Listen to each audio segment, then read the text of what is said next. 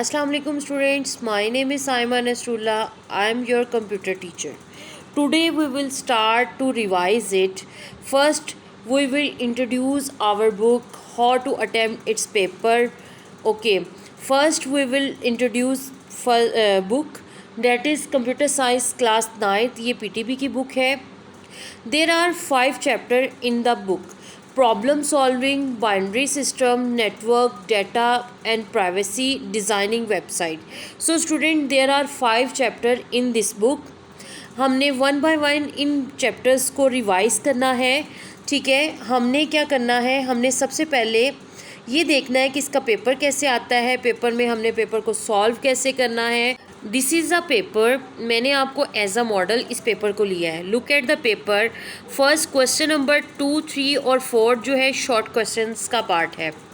Section 1 में 3 parts हैं. Question number 2, 3 और 4 है. एक जो क्वेश्चन नंबर 2 है, 3 है और 4 है, इनके 6 पार्ट्स होते हैं.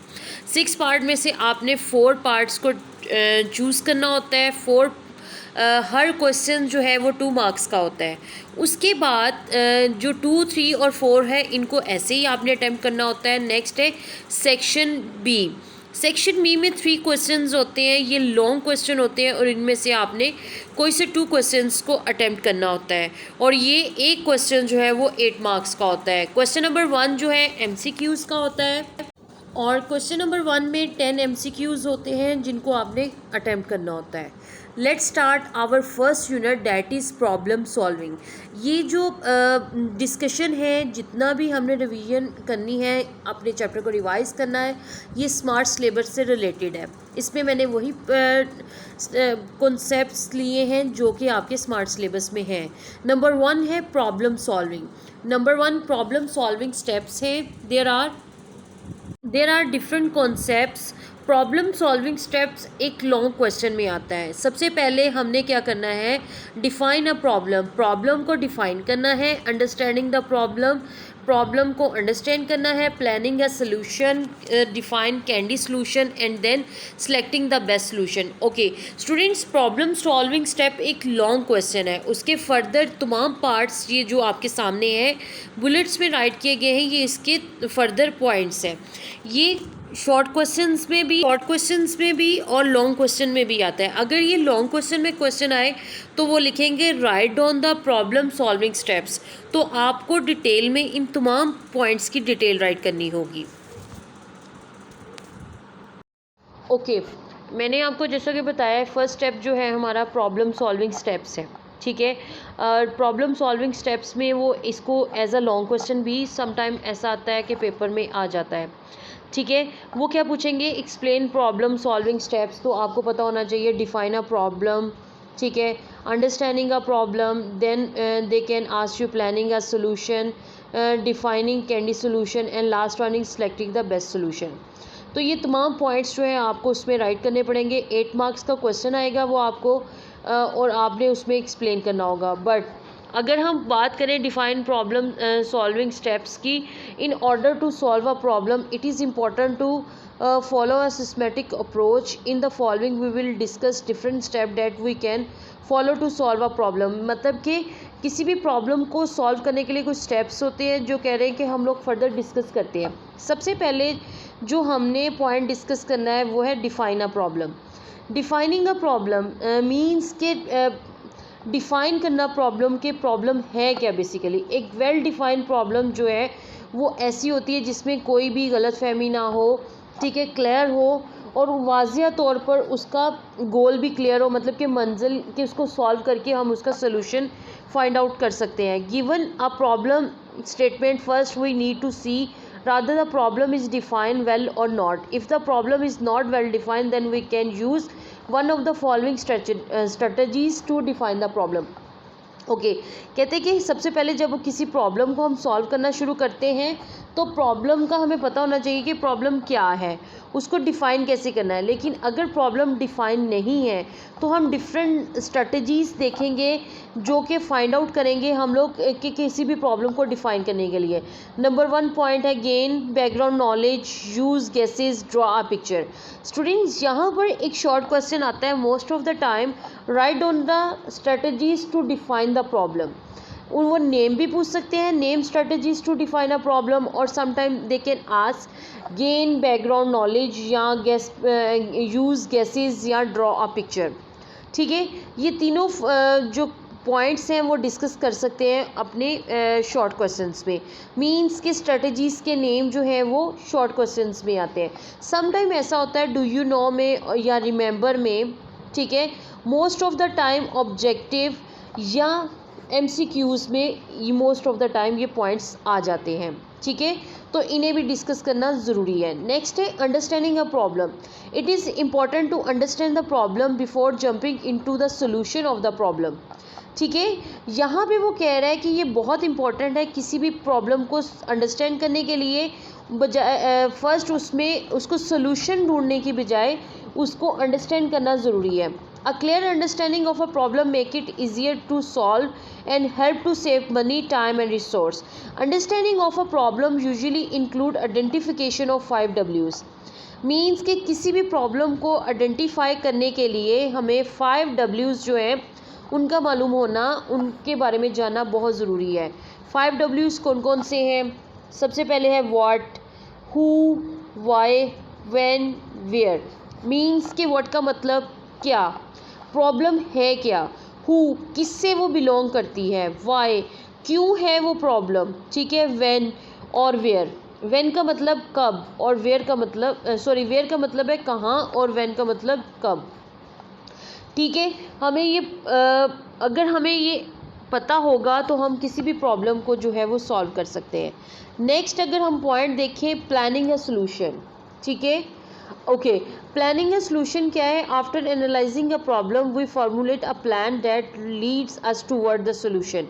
Planning a solution, planning a solution का मतलब क्या है? बेसिकली कि कैसे प्लान करना है, हमें प्रॉब्लम का पता लग गया कि प्रॉब्लम क्या है, ठीक है, प्रॉब्लम क्या है, नेक्स्ट अब हमें उसका सोल्यूशन की तरफ जाना है। यहाँ पर भी एक शॉर्ट क्वेश्चन बन सकता है। सम टाइम ऐसा होता है कि वो लॉन्ग क्वेश्चन में 4 मार्क्स का पॉइंट दे देता है कि write down planning a solution, what is a planning a solution, ठीक है ना। There will be a question, some of the strategies are divide and conquer, guess, check and improve, look at these points, ठीक है। Sometime वो कहते हैं name strategies for problem solving solutions, ठीक है ना। प्रॉब्लम सॉल्विंग की strategies क्या है, तो आप इन चारों के नेम राइट कर देते हैं, ठीक है। समटाइम इनकी डिटेल जो है वो 4 मार्क्स की आपसे लॉन्ग क्वेश्चन के किसी भी पार्ट में पूछ सकते हैं, ठीक है। नेक्स्ट है मोस्ट ऑफ द टाइम ये जो क्वेश्चन है जो मैं आपसे डिस्कस करने लगी हूँ, डिफाइनिंग कैंडी सोल्यूशन, ठीक है ना। ये मोस्ट ऑफ द टाइम जो है वो शॉर्ट क्वेश्चन में आता है। The word candy refer to the something spontaneous and unplanned, यानी कि जो सडन चीज़ें होती है। स्टूडेंट, जब शॉर्ट क्वेश्चन में आपको कुछ भी डिफाइन करने के लिए आता है तो ये ज़रूरी है आपके लिए कि आपको पता होना चाहिए कि आपने उसको डिफाइन करने के बाद उसकी एग्जांपल भी देनी है। आपने लिख दी उसकी डेफिनेशन के डिफाइन कैंडी सोल्यूशन क्या है, फिर उसके बाद उसकी एग्जांपल है। For example, if you are asked to find number of student in your school who can play cricket, you can estimate by finding cricket player in your class and then multiply it by the total number of the classes. So you can add this example in your question. आपका question जो है वो attractive बनता है और examiner को ये महसूस होता है कि इस बच्चे को इसका आंसर अच्छे से मालूम क्या है। नेक्स्ट हम लोग पॉइंट है इसका last one is the selecting the best solution, ठीक है। अब हमने प्रॉब्लम को डिफाइन भी कर लिया। प्रॉब्लम को डिफाइन करने के बाद हमने क्या किया, हमने उसका सिलेक्ट करना है कि बेस्ट सोल्यूशन। हमेशा जब किसी भी प्रॉब्लम को सॉल्व करते हैं, सपोज सिंपल सी बात है, ठीक है, कोई भी आम प्रॉब्लम है, आपने उसको कर लिया, उसके डिफरेंट सोल्यूशंस होते हैं। Sometime look at their hair, अच्छा ये भी जो पॉइंट्स हैं इसके 4 पॉइंट्स हैं, ठीक है, सिलेक्टिंग द बेस्ट सोल्यूशन। ये भी समटाइम जो होता है वो शॉर्ट क्वेश्चन में पूछ सकते हैं कि right on the how can you select the best solution, ठीक है, वो पूछ सकते हैं। समटाइम ऐसा होता है कि लॉन्ग क्वेश्चन में वो पूछ लें, ठीक है। Look at the each neighbour, तो आपने इसको भी एज अ शॉर्ट क्वेश्चन जो है वो अटैम्प्ट करना है, ठीक है। ये तो हो गया हमारा फर्स्ट पार्ट जिसमें हमने किया था problem solving steps. Long question में भी आएगा, मैंने आपको तमाम बता दिया है कि ये शॉर्ट क्वेश्चन में कैसे आएगा और लॉन्ग क्वेश्चन में ये कैसे आएगा, ठीक है। ओके, नेक्स्ट पॉइंट है हमारा फ्लो चार्ट। फ्लो चार्ट्स पे हमने जो डिस्कस करने हैं point according to the smart syllabus है। सबसे पहले हमने डिफाइन अ फ्लो चार्ट करना है, next explaining the importance of flow chart for problem solving. Next point we will discuss determine the requirement for a flow chart के कौन से points हैं जो हमें रिक्वायर्ड हैं किसी भी फ्लो चार्ट को बनाने के लिए। नेक्स्ट है यूजिंग फ्लो चार्ट सिम्बल्स, ये भी बहुत इंपॉर्टेंट पॉइंट है कि सिम्बल्स क्या है, और drawing flow chart for sample problems means के लास्ट पे हम लोग ये डिस्कशन करेंगे कि जो फ्लो चार्ट है उसे हमने कैसे ड्रॉ करना है। ओके, नेक्स्ट पॉइंट हमारा है फ़्लो चार्ट। सबसे पहले फ़्लो चार्ट जो है ये मोस्ट ऑफ द टाइम जो है फ़्लो चार्ट की जो डेफिनेशन है वो शॉर्ट क्वेश्चन में 2 मार्क्स की आती है, ठीक है। तो इसको डिफ़ाइन करना है। सबसे पहले इसकी डेफिनेशन क्या है, व्हाट इज़ फ़्लो चार्ट आ सकता है, defining a flow chart simple. सबसे पहले a flow chart is a graphical representation to solve the problem. We use symbols for each step and these symbols are connected with the help of arrow to show the flow of processing. Okay, flow chart क्या है, किसी भी मसले की graphical representation को हम लोग flow chart बोलते हैं। हम लोग डिफरेंट स्टेप्स यूज़ करते हैं, डिफरेंट सिंबल्स यूज़ करते हैं उसकी प्रोसेसिंग को शो करने के लिए। यहाँ पे आपने क्या करना है, आपने एक क्वेश्चन आएगा डिफाइन अ फ्लो चार्ट, तो आपने जस्ट उसकी डेफिनेशन नहीं राइट करनी, उसकी साइड पे जो फ्लो चार्ट उन्होंने बनाया हुआ है आपने उसे भी राइट करना है या ड्रॉ करना है। नेक्स्ट है, नेक्स्ट आप लिखेंगे, उसके बाद उन्होंने कर दिया। नेक्स्ट पॉइंट जो है हमारा है importance of flow chart in problem solving, ठीक है। सेकंड नंबर पे है कि प्रॉब्लम सॉल्विंग में फ़्लो चार्ट की क्या इम्पोर्टेंस है, क्या अहमियत है। किसी भी मसले को हल करने के लिए फ़्लो चार्ट जो है वो बहुत ज़रूरी है, क्योंकि इससे कोई भी प्रॉब्लम जो है उसको समझने में आसानी होती है। If a flow chart is already there we can quickly understand the way a problem is solve. Look at here, इसकी एग्जांपल आप लोग टी से ले सकते हैं कि आपने अगर स्टेप बाय स्टेप उसको फ़्लो चार्ट में बनाकर देखा है तो क्या होगा, उससे उससे ये होगा कि आपको easily step by step tea की रेसिपी जो है वो पता लग जाएगी। A graphical representation also make it effective to verify rather a solution is correct और नो। कहता है कि जो ग्राफिकल रिप्रेजेंटेशन है उससे क्या होता है, उससे पता लगता है कि आपने जो सोल्यूशन दिया है वो ठीक है या नहीं है, ठीक है। नेक्स्ट है determine requirement for flow chart, ठीक है। क्या है रिक्वायरमेंट, क्या है फ्लो चार्ट के लिए क्या क्या चीज़ें चाहिए होती हैं। सिंपल सी बात है स्टूडेंट्स। अच्छा, importance of flow chart in problem solving जो है ये भी मोस्ट ऑफ द टाइम जो है वो शॉर्ट क्वेश्चन में आता है। नेक्स्ट जो पॉइंट है determine requirement for a flow chart, ये 4 मार्क्स का समटाइम आ जाता है और समटाइम वो उसके जस्ट स्टेप्स पूछते हैं कि उसके लिए naming the determine requirement for a flow chart, मतलब कि उसके जस्ट पॉइंट्स पूछते हैं। बट मैंने मोस्ट ऑफ द पेपर्स में देखा है कि डिसीजन मेकिंग की वो शॉर्ट क्वेश्चन में पूरे डिटेल मांग लेते हैं, प्रोसेसिंग की मांग लेते हैं, आउटपुट की मांग लेते हैं। So this question is totally important question, आपने इस क्वेश्चन को तो छोड़ना ही नहीं है, ठीक है। कौन कौन सी रिक्वायरमेंट है इसकी, in a flow chart we use input output decision making and processing. These concept are describe in the following. Input means के इनपुट का मतलब क्या होता है, टेकिंग डाटा लेना है किसी भी यूज़र से, ठीक है, फिर उस पर प्रोसेसिंग करनी है और प्रोसेसिंग करने के बाद उसका सोल्यूशन। स्टूडेंट्स इसकी बहुत अच्छी और सिंपल मैं एग्जांपल जो देती हूँ वो ये देती हूँ कि 2 + 2 = 4, ठीक है। मतलब कि 2 में 2 प्लस किए तो 4 आंसर आता है। अब 2 और प्लस का साइन जो है ये आपकी क्या है, इनपुट है। उसके बाद आप इसकी प्रोसेसिंग करेंगे, ठीक है। प्रोसेसिंग करने के बाद क्या होता है स्टूडेंट्स, इसका आंसर आता है जो कि 4 है, ठीक है। 4 आने के बाद वो हमारा आंसर है, तो बेसिकली वो क्या है, हमारा आउटपुट है। इसकी बेस्ट एग्जांपल है। ओके, नेक्स्ट है हमारा फ्लो चार्ट सिंबल्स। अच्छा, ये भी समटाइम्स शॉर्ट क्वेश्चन में आ जाता है, समटाइम जो है फ्लो चार्ट सिंबल्स जो हैं वो लॉन्ग क्वेश्चन में आ जाते हैं, वो पूरा टेबल रिक्वायर्ड कर देते हैं। बस मैंने जितने भी सैम्पल पेपर्स देखे हैं, जितने भी प्रीवियस पेपर्स देखे हैं, उनमें एरो के साइन होते हैं, वो लिख देते हैं define flow lines, define terminal, define process and right and make it symbols. ठीक है, तो ये तमाम सिंबल्स जो है, और डायमंड है, इनपुट आउटपुट का है, कनेक्टर है। मोस्ट ऑफ द टाइम ये जो कनेक्टर जो है ये इसके लिए इसकी डिटेल वो पूछ लेते हैं। ठीक है, तो इसकी डिस्क्रिप्शन भी आपको आनी चाहिए, इस सिंबल्स का भी पता होना चाहिए कि फ़्लो लाइन के लिए जो सिंबल्स हैं वो क्या कैसे यूज़ करने हैं, प्रोसेसिंग के लिए कौन से यूज़ होते हैं। ठीक है, तो ये तमाम डिटेल जो है आपको पता होनी चाहिए। ठीक है, इसको एक्सप्लेन करने की ज़रूरत नहीं है मुझे। नेक्स्ट जो है हमारा टॉपिक है हमारा एग्जाम्पल्स ऑफ फ्लो चार्ट। ठीक है, एग्जाम्पल्स ऑफ फ्लो चार्ट में आप क्या करेंगे, आप फ्लो चार्ट को ड्रॉ करना बताएंगे। ठीक है, ड्रॉ करना बताएंगे आपने, और उनमें जो स्मार्ट सिलेबस के अकॉर्डिंग है फ़्लो चार्ट, वो मैं आपको बताऊंगी कि वो कौन कौन से फ़्लो चार्ट्स हैं। ठीक है, आपने जस्ट उनको ही अच्छे से लर्न कर लें या ड्रॉ करके देख लें। उनके सिंबल्स की आपको बहुत पहचान होनी चाहिए, फिर ही उसका फ़ायदा है, वरना कोई फ़ायदा नहीं है। After all discussion now we are able to see the example of flow chart. हमने जो फ्लो चार्ट जो है according to the smart syllabus होने हैं।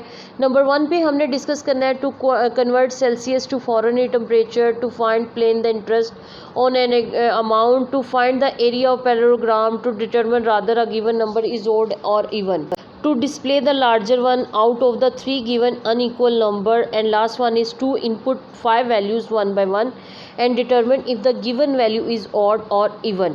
स्टूडेंट्स, ये तमाम फ्लो चार्ट हैं जो आपने बनाने हैं, बना के देखने हैं। इनकी जितनी अच्छी शेप्स बनाएंगे उतने ही अच्छे मार्क्स आएंगे। ओके, नेक्स्ट नंबर 1 पे जो स्मार्ट सिलेबस के अकॉर्डिंग हमारा फ़्लो चार्ट है वो है to convert Celsius to Fahrenheit temperature. Student, इसकी जो थ्योरी है उसको करने की तो ज़रूरत नहीं है, आपने जस्ट उसको देखना है। मैंने आपको जब बताया था सिंबल्स के बारे में, तो ये जो है इनपुट और आउटपुट के लिए यूज़ होता है। ठीक है, नेक्स्ट इनपुट के लिए हमारी पैरेललोग्राम यूज़ होती है, प्रोसेसिंग के लिए हमारा जो है रेक्टेंगल यूज़ होती है। ठीक है, और यहाँ पर भी इनपुट और आउटपुट के लिए जो यूज़ होती है वो ये वाली होती है। ठीक है, पैरेललोग्राम।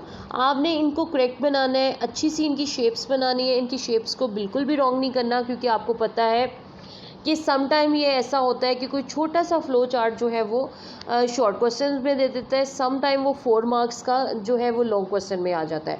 तो आपको फ्लो चार्ट की प्रैक्टिस की बहुत ज़रूरत है। ठीक है, क्योंकि इसमें कभी भी नेगेटिव मार्किंग नहीं होती, आपको सिंबल्स के भी नंबर दे देते हैं और वो डिटेल राइट करने के भी दे देते हैं।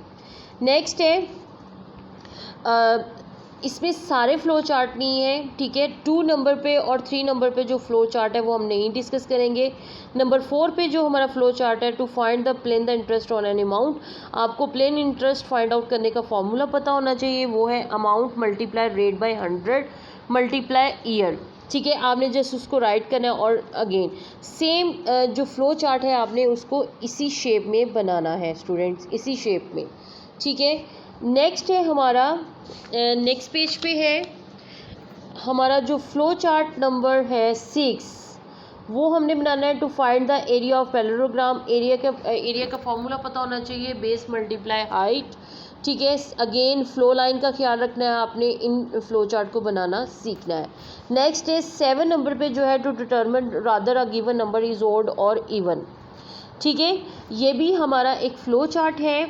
ठीक है, इसमें क्या है, आपके पास ऑप्शंस आ गए हैं। लाइक अगर आप देखें तो सबसे पहले है इनपुट जो है नंबर ले लिया हमने।